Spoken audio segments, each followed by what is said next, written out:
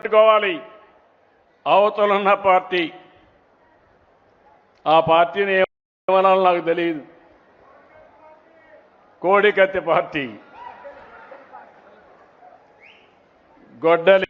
యూరోప్లో ఉండే ఆ దేశస్తుల కంటే ఎక్కువ ఆదాయం సంపాదించే వ్యక్తులు తెలుగు జాతి. దీనికి నేను గర్వపడుతున్నాను. ఆ ఉద్దేశంతోనే ఈ టెక్నాలజీ తీసుకొచ్చాం. ఇక్కడ మీరందరూ గుర్తుపెట్టుకోవాలి. అవతలున్న పార్టీ ఆ పార్టీని ఏమనాలో నాకు తెలియదు. కోడికత్తి పార్టీ, గొడ్డలి. వైసీపీ కాదు, గొడ్డలి పార్టీ. మా తమ్ముడు చెప్తున్నారు. కానీ మీరందరూ ఒకటి గుర్తుపెట్టుకోవాల్సిన అవసరం ఉంది. నేరాలు చేసే ప్రవృత్తి ఉండే వ్యక్తులు రాజకీయాలకు పనికి రారు. అతనికి ఒక మానసిక సమస్య ఉంది. ఆ సమస్య అందరినీ మోసం చేయడం, అవకాశం ఇస్తే అందరినీ నాశనం చేయడం. 5 ఏళ్ళు ఏం జరిగిందో మీరు ఒక్కసారి ఆలోచించండి. తొలి రోజు కలెక్టర్స్ కాన్ఫరెన్స్ పెట్టి ప్రజా వేదిక కడితే అక్కడనే అధికార యంత్రాంగానికి చెప్పి ప్రొక్లైన్స్ పెట్టి ఆ వేదికను కూల్చేశాడు. అంటే ఆ వేదిక కట్టడానికి 2 ఏళ్ళు 1 సంవత్సరం పడుతుంది, కూల్చడానికి గంటే. అదే మరిగా పోలవరాన్ని కష్టపడి 72% పనులు పూర్తి చేశాం. పోలవరం పూర్తయి ఉంటే ఈ రాష్ట్రానికి ఒక వరంగా తయారయ్యేది. రైతాంగం బంగారు పండించేవాళ్ళు, ఆదాయం పెరిగేది, నీటి ఎద్దడిపోయేది. నీరే మొత్తం మనకు ఆధారం, జీవనాధారం. అలాంటి ప్రాజెక్టు నాశనం చేశాడు. అమరావతి ప్రాజెక్టును మీరు గుర్తుపెట్టుకోవాలి. అమరావతి ప్రజా రాజధాని.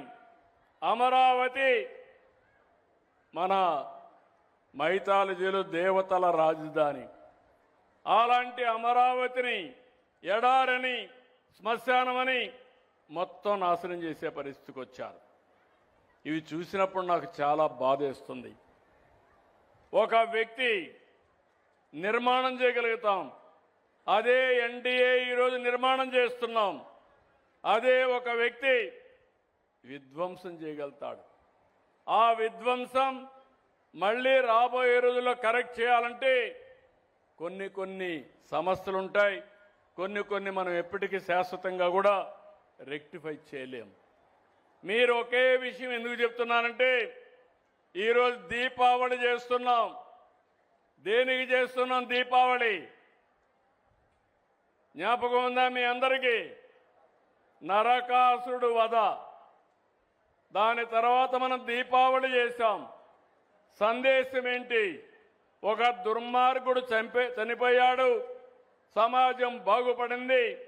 అలాంటి దుర్మార్గుల్ని మళ్ళీ జీవితంలో సహకరించకూడదనే ఉద్దేశంతోనే మనం దీపావళి పండగ చేసుకుంటున్నాం. అంటే ఇంకా ఒకరిద్దరు సపోర్ట్ చేసే పరిస్థితి.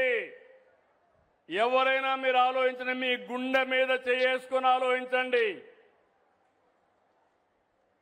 ఎక్కడైనా ఎవడైనా ఇలాంటి సాహసం చేస్తాడని అడుగుతున్నా. ఇంకా వీళ్ళు మాట్లాడుతూ ఉన్నారు.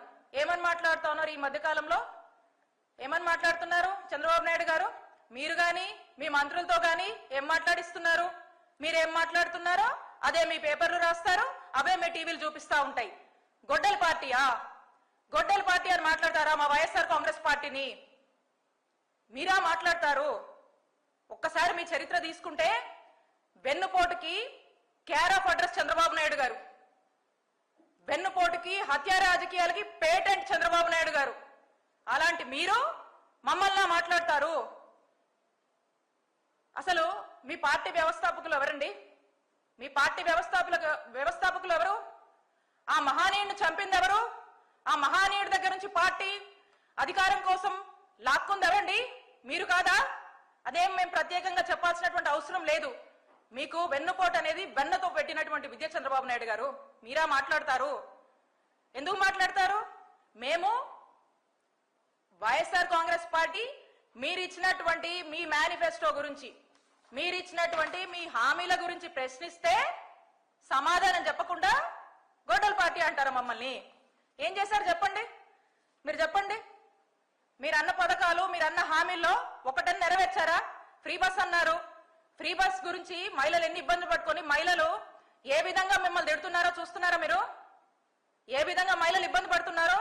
ఉచిత గ్యాస్ సిలిండర్లు అన్నారు, 3 గ్యాస్ కొరత నడుస్తుంది ఈ రాష్ట్రంలో. ఇప్పటి వరకు కూడా మీరు ఎన్ని సిలిండర్లు ఇచ్చారు? ఏది చెప్పండి, దాని మీద క్లారిటీ ఇవ్వండి.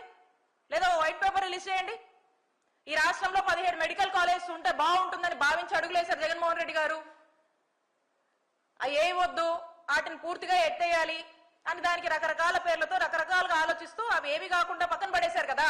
దానికి సమాధానం చెప్పండి, దాని మీద క్లారిటీ ఇవ్వండి. ఆరోగ్యశ్రీని ఎందుకు చంపేస్తున్నారు? మళ్ళీ ఏదో ఇన్సూరెన్స్ మోడల్ అని మీరంతా కూడా హైబ్రిడ్ మోడల్ అని మీ కమిషన్ల కోసం కకృతి పడుతున్నారు కదా, దాని గురించి సమాధానం చెప్పండి. రైతులకు అది చేస్తాం ఇది చేస్తాం అన్నారు కదా, మరి రైతులకు ఇప్పటివరకు కూడా ఏం న్యాయం జరగలేదు, వాటి గురించి సమాధానం చెప్పండి. మొక్కజొన్న రైతుల ఏడుపులు ఆపండి, దానికి సమాధానం చెప్పండి. ఇవేటికి సమాధానం చెప్పకుండా మేం ప్రశ్నిస్తే, మేం ప్రజల పక్షాన పోరాడుతూ మీరిచ్చిన హామీల మీద మీరు నిలబడండి, ప్రజలను ఆదుకోండి, ప్రజల కన్నీళ్లు తుడవండి అని అంటే మమ్మల్ని మీరు గొడ్డల పార్టీ అంటారా? ఎందుకంటారండి మమ్మల్ని? వైఎస్ఆర్ కాంగ్రెస్ పార్టీ, మా నాయకుడు జగన్మోహన్ రెడ్డి గారు 5 ఏళ్ల పాలనలో రాష్ట్రంలో ఉన్నటువంటి చదువు నోచుకోనటువంటి పిల్లలందరినీ కూడా తల్లులకు అమ్మఒడి ఇచ్చి ఎంకరేజ్ చేసి కార్పొరేట్ స్కూల్లో చదివితే ఏ విధంగా ఆ పిల్లలు షైన్ అవుతారో, పిల్లల భవిష్యత్ కోసం ఆలోచించి అమ్మఒడి లాంటి పథకాన్ని తీసుకొచ్చి పిల్లల్ని చదివించినందుకు అంటారా మమ్మల్ని? రాష్ట్రంలోని ప్రజలందరినీ కూడా ఆరోగ్యశ్రీని ఇంకా పెంచి 25 లక్షల వరకు కూడా కవరేజ్ ని పెంచి ఆరోగ్య ఆసరా లాంటివి ప్రవేశించి తల్లి బిడ్డ ఎక్స్ప్రెస్ ని తీసుకొచ్చి ఎక్కడ మందుల కొరత లేకుండా, ఎక్కడ ఏ ఇబ్బందులు లేకుండా మెడికల్ కాలేజీలు కంప్లీట్ చేయాలనేటువంటి గొప్ప ఆశయంతో ముందుకు వెళ్ళినటువంటి మా నాయకుడిని, మా పార్టీని అందుకంటారా మీరు? మేము ప్రజలకు మంచి చేశాం, అక్క చెల్లెమ్మల పేర్ల మీద పెద్ద ఎత్తున ఇళ్ల పట్టాలు ఇచ్చాం, రాష్ట్రంలో 31 లక్షల మంది ఇళ్ల పట్టాలు ఇచ్చాం. మేము దానికంటారా మమ్మల్ని? మేము చక్కటి సంక్షేమాన్ని అమలు చేశాం. కాపు నేస్తం ఇచ్చినందుకు అంటారా? ఈబీసీ నేస్తం ఇచ్చినందుకు అంటారా? లా నేస్తం ఇచ్చినందుకు అంటారా? దేనికంటున్నారు? చేయూతి ఇచ్చినందుకు అంటారా? ఆసరా ఇచ్చినందుకు అంటారా మమ్మల్ని? దేనికంటున్నారు మమ్మల్ని గొడ్డల పార్టీ అని? సమాధానం చెప్పాలి చంద్రబాబు నాయుడు గారు.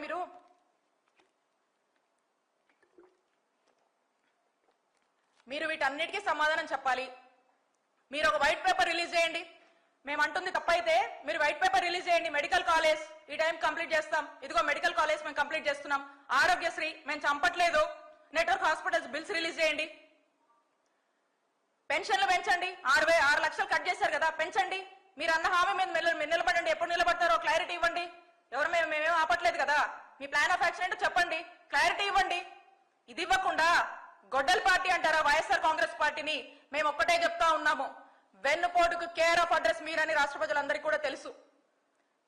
పదే మీరు మా వైఎస్ఆర్ కాంగ్రెస్ పార్టీని గొడ్డలి పార్టీ అని గనక మీరు మీ మంత్రులు ఇదే గనక మీరు అంటే మేము కూడా మిమ్మల్ని వెన్నుపోటు పార్టీ అని పిలవాల్సి వస్తుంది చంద్రబాబు నాయుడు గారు అని మిమ్మల్ని హెచ్చరిస్తున్నాం.